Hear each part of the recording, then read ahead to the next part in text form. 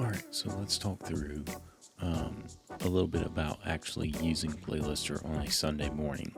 So this is more for the directors slash those who are uploading content. So real quick, I want to show you like what happens if the content's not available or we put in the date wrong or something like that. So let me hop over to Playlister.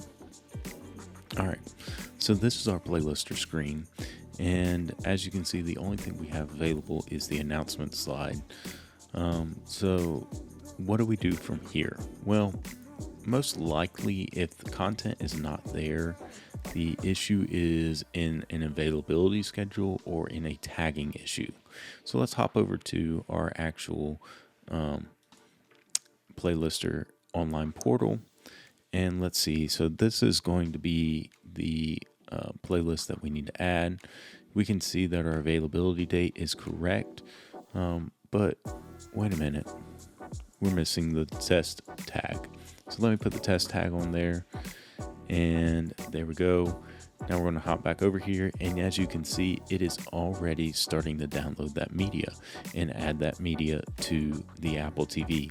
So it's just that simple. If you need to add something to it, just quickly check, make sure your tags are correct, make sure your availability date is correct, and if those two items are there, most likely your content will already be downloading. If it is not downloading, what you can do is using your Apple TV remote. So let me come back over here. You have the TV button here.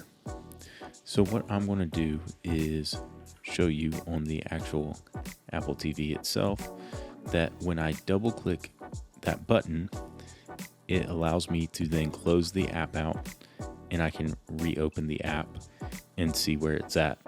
So this will most likely fix any issues that exist beyond just a scheduling or a tagging issue.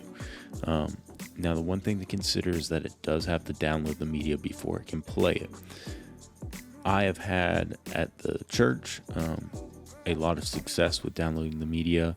I'm at home on my home network, and my internet is much slower than what we have at the church. And even at that, it's downloading pretty fast compared to what I was expecting it to do. So most likely it's not going to take that long, but do plan for a couple of minutes of downloading content and getting it all logged in once you add that content to it.